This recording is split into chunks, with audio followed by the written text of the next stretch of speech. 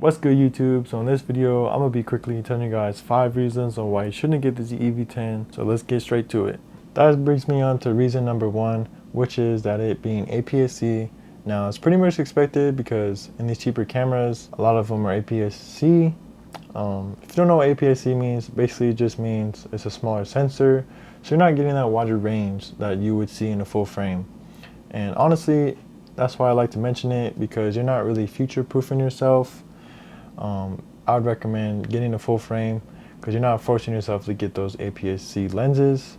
And that was it for this first reason. Now moving on to reason number 2, which is battery life. Now I did hear they improved a lot on this camera through the battery life, but since it's APS-C, you know, a lot of the APS-C are pretty much, I believe all APS-C cameras, they have the smaller batteries. Now, you know, it could be a plus, it could be a downfall, but I see it as a downfall because in the long run, most likely you're going to end up getting that full frame camera, and then you're going to be stuck with all these smaller camera batteries. And you know, batteries aren't really cheap, so I know you're going to need more than one, regardless if you're on APS-C or full frame. So whenever you do switch, you know, I don't want you having to be stuck with all these smaller camera batteries and you can't even use them. When you get the full frame camera, you know, even if you upgrade to a different camera, you're most likely to be able to still use those full frame camera batteries. So that is why I like to mention that for reason number 2. That brings me on to reason number 3, which is the rolling shutter. Now if you don't know what rolling shutter is, basically when you move the camera side to side, or you know, in a fast-paced motion, it causes the camera to shake. It's not really natural, and it kind of really frustrates me on how they promote this as a vlog camera, when I already know like the audience is not gonna like that. It's not very pleasant, but in my opinion, if you wanted to vlog with this, I would say at least get a smaller gimbal to where you know you can handle the shakiness in the camera. And you know, there's no in-body stabilization with this camera, so if you were to get it, at least get a stabilization lens. So moving on to reason number 4, which is the camera quality. Now don't get me wrong, it's not completely terrible, but it's also not the best.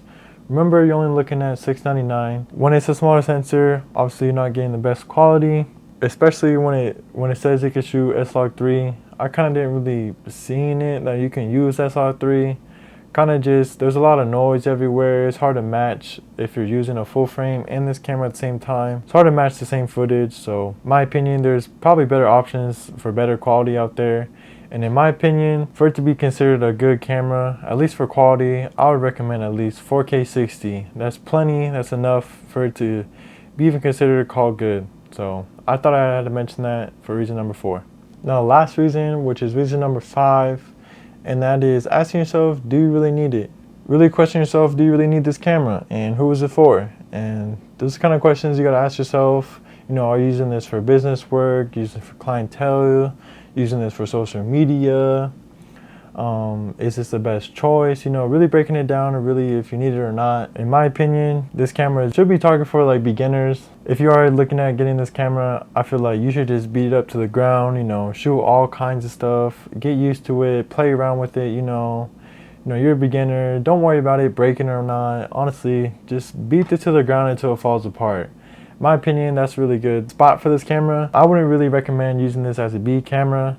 Now that I know my lesson, this ain't really a great option to have a B camera. That really brings me on why I really made this video, which is I can just use my iPhone. Now, I know it's not really the best, not the worst, but this is iPhone 10. But I know once I upgrade, I know I'm not going to be mad about what the results I get through the iPhone. It's crazy to me how technology has evolved. Me just using a B cam, you know, shoot some BTS and whatnot, I'll be more than happy to just shoot on my iPhone. It's always with me. It's quick and easy, you know. I probably won't have to worry about, you know, setting up everything. And I had it and I sold it. And I really look forward to shooting more BTS content on my phone as soon as I upgrade.